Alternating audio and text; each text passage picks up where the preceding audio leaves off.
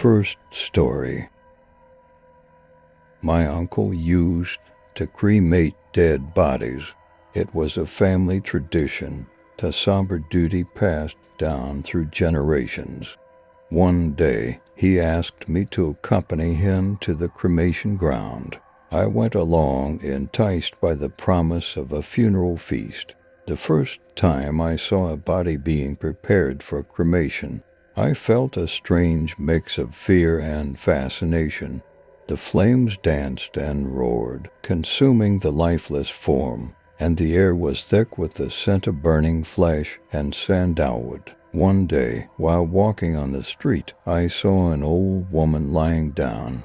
She looked frail and helpless, yet when I approached, she opened her eyes and smiled at me. Her smile sent a shiver down my spine, for there was something unsettlingly familiar about it. That night I was at home when I heard a knock on my door. It was my friend, pale and trembling. He broke down, delivering the heart-wrenching news of his mother's sudden death. I felt my world crumble around me, but there was no time to grieve. The body needed to be cremated. The cremation ground was by a river, a serene yet eerie place. We carried the body to the river bank and prepared to cross the river in a small, rickety boat. The water was dark and still, reflecting the moonlight in a way that made it look almost alive. As we rowed across, the night grew colder, and an inexplicable sense of dread settled over me. Strange, disembodied whispers echoed through the air, mingling with the gentle lapping of the water against the boat.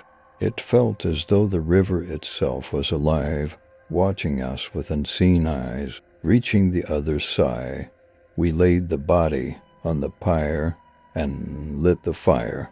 As the flames began to rise, I glanced across the river. There, on the opposite bank, I saw a figure standing. It was the old woman I had seen on the street, her eyes gleaming in the firelight. My heart pounded in my chest as I realized the woman was not merely watching. She was smiling, the same unsettling smile that had haunted me since that day. The flames crackled and hissed, casting flickering shadows that made her appear to move closer.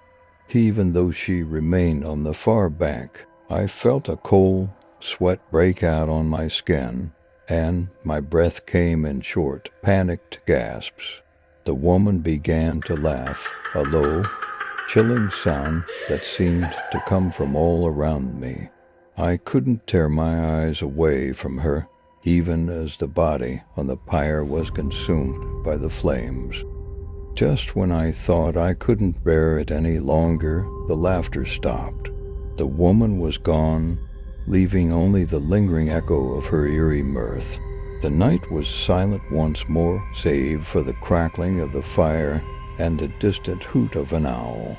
I never spoke of that night again, but the memory of the old woman and her sinister smile stayed with me, a constant reminder of the thin veil between the living and the dead.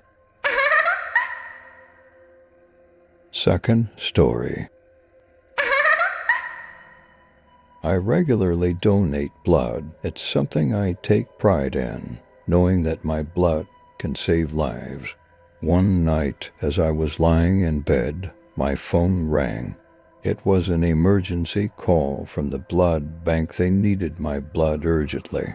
Without hesitation, I got dressed and headed out. The road was eerily empty, a stark contrast to the bustling city streets I was used to.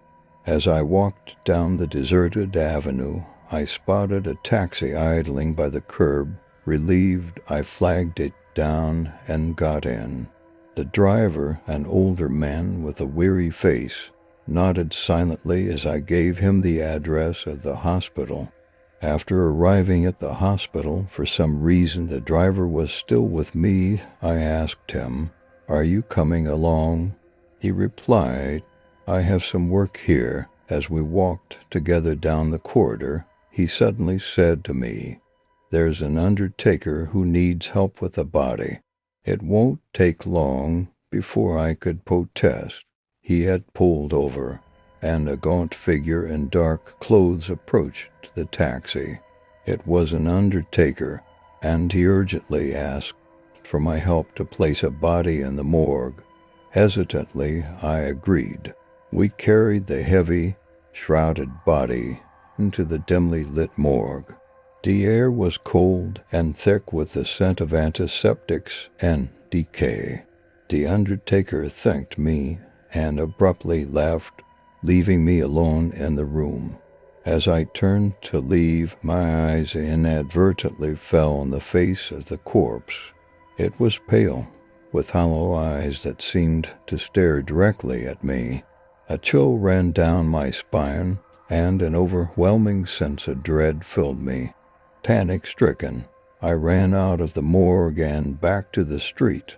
Desperately, I hailed the first taxi I saw and jumped in. It took me a moment to realize it was the same taxi from before. The driver turned around, his face now gaunt and sinister. My heart raced as I saw the body from the morgue lying in the back seat, its lifeless eyes fixed on me. I screamed and fumbled for the door handle, throwing myself out of the taxi and onto the street. Without looking back, I ran as fast as I could, my breath coming in ragged gasps.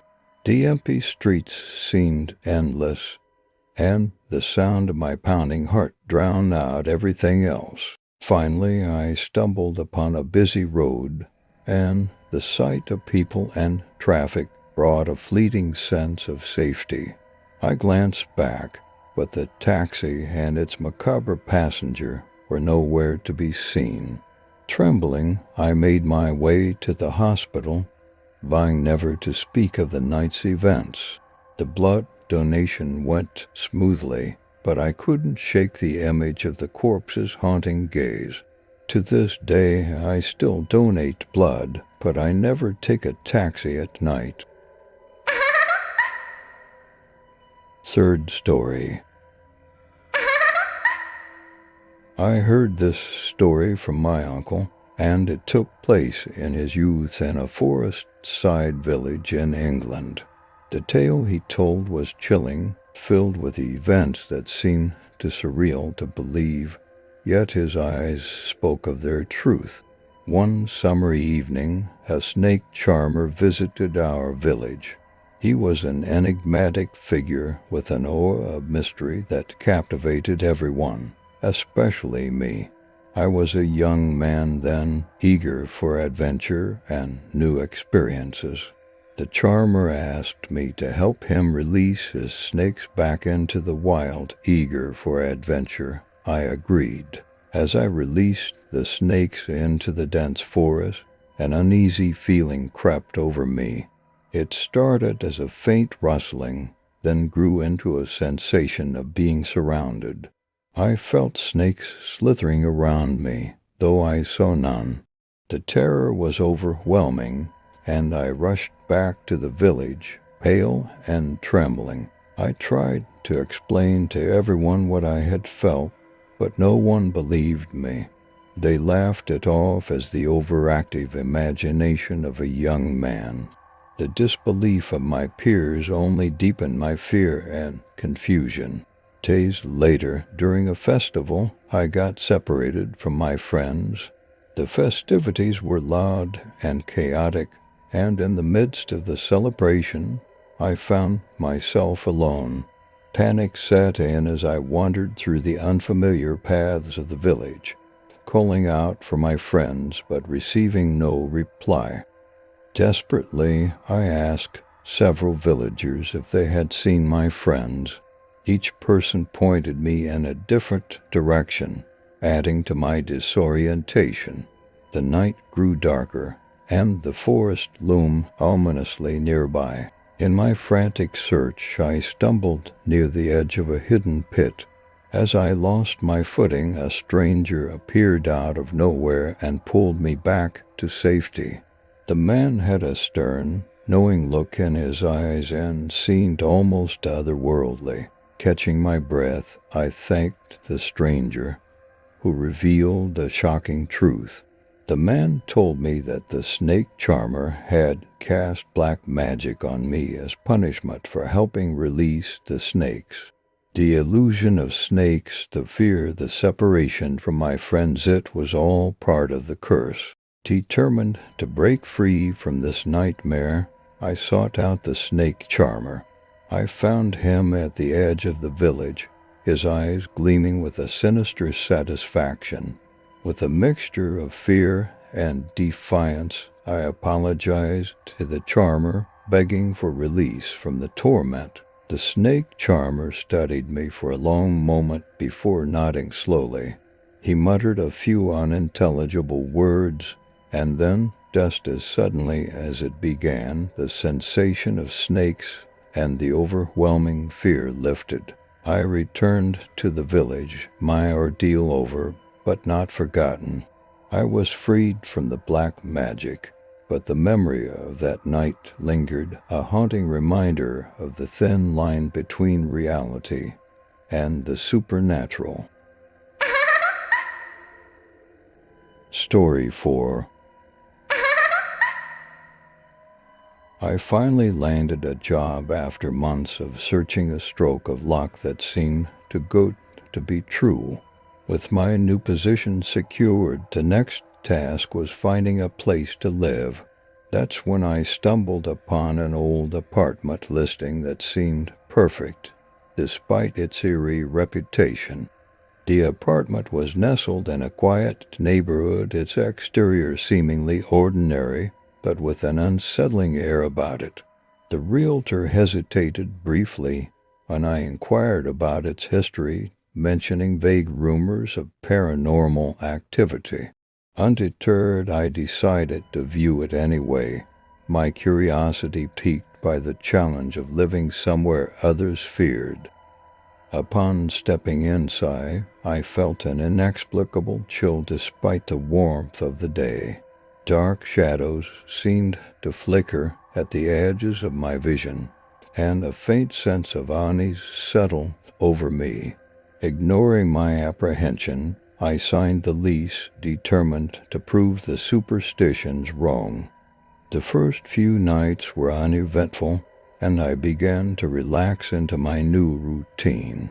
But one evening, as I was unpacking in the dim light of dusk, I heard a child's plaintive cry echoing through the empty rooms. The sound was haunting, seeming to come from nowhere and everywhere at once. I searched the apartment frantically, but there was no sign of any child. The cry persisted, growing louder and more desperate, sending shivers down my spine. Dark shadows seemed to gather in corners, moving of their own accord, and I could swear I heard faint whispers carried on the air. Determined to confront whatever was tormenting me, I ventured into the darkest corners of the apartment. The horror sounds intensify, growing into eerie whispers and chilling laughter that seemed to mock my presence. As I reached the furthest room, the air turned icy cold, and a sense of dread washed over me. There, in the corner, amidst swirling shadows, I glimpsed a figure, a childlike form, translucent and flickering like a candle in the wind. Its eyes met mine briefly, filled with sorrow and longing, before vanishing into thin air. Fear gripped me as I realized the truth. The apartment was haunted by a restless spirit, trapped between worlds and seeking solace. Dark shadows danced around me, and the horror sounds reached a crescendo, filling the air with an unbearable tension. With trembling hands, I fled from the apartment, leaving behind everything in my haste to escape. The cries of the child followed me out into the night, a haunting lament that echoed in my mind long after I had left. I never set foot in that apartment again, but the memory of those dark days stayed with me, a constant reminder of the fragile boundary between the living and the dead. Some secrets are better left undisturbed, buried in the shadows of the past. Story 5. I always love playing cricket, even in the most unconventional places. One foggy evening, my friends and I decided to play near an old, abandoned graveyard. The thick fog lent a surreal, eerie ambience to the setting, but our youthful thrill overpowered any sense of caution. We started our match on the patchy grass beside the tombstones. The towering trees cast long, skeletal shadows that danced with the flicker of the setting sun. As dusk approached, the shadows lengthened and twisted, giving life to the surroundings in ways that seemed almost unnatural. In the middle of the game, I hit the ball with a powerful swing, sending it soaring through the air. To my dismay, it flew over the rusted iron gates and landed in the middle of the graveyard. The ball rolled and came to a stop on an ancient, feathered grave. My heart sank. The grave's inscription was almost illegible, covered with moss and dirt, but the aura around it was unmistakably ominous. With a mix of trepidation and determination, I climbed over the gate to retrieve the ball. As I approached the grave, I noticed the ground seemed to pulsate beneath my feet, as if something underneath was trying to break free. Ignoring the growing annies, I reached for the ball. The moment my hand touched it, the grave cracked open with a bone-chilling sound. The ball fell into the abyss, and I peered into the darkness. To my horror, I saw the remnants of a coffin shattered and a skeletal hand reaching out. Suddenly, the world around me began to distort. The trees twisted into grotesque shapes, their branches resembling long, clawed fingers. The tombstones started shifting, as if trying to walk away from their positions. The air grew thick and heavy, laden with whispers and faint, ghostly moans. I turned to run, but the graveyard had transformed into a labyrinth of moving tombstones and writhing shadows. My friends were nowhere to be seen. The fog intensified, obscuring my vision and wrapping around me like a suffocating shroud.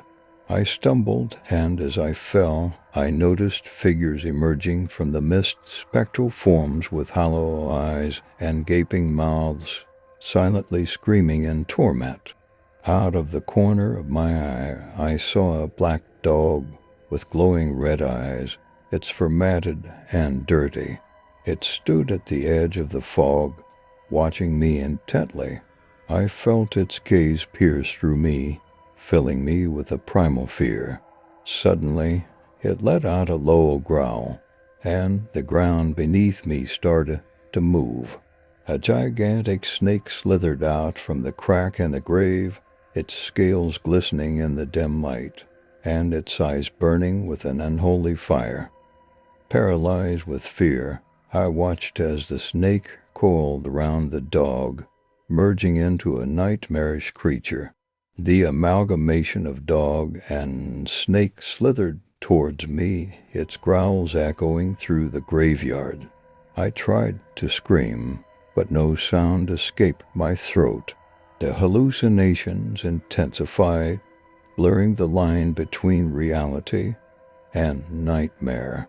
I could no longer tell if the horrors before me were real or a figment of my terrified mind. In a desperate bid to escape, I closed my eyes and blindly ran through the fog, feeling the cold, bony hands of the dead brushing against me. I stumbled and fell, my hand scraping against the rough, cold ground. When I finally opened my eyes, I found myself back at the iron gate, panting and drenched in sweat. The graveyard was silent once more, the fog slowly dissipating. My friends rushed to my side, their faces pale with fear and confusion. They claimed they saw me standing still, staring into space for what seemed like an eternity. The ball was nowhere to be found, and the grave that had opened was now sealed, as if nothing had ever happened. We never spoke of that night again. The graveyard remained a forbidden place, shrouded in mystery and fear. And though I tried to convince myself it was all a hallucination, the memory of that skeletal hand and the ghostly figures haunt my dreams to this day.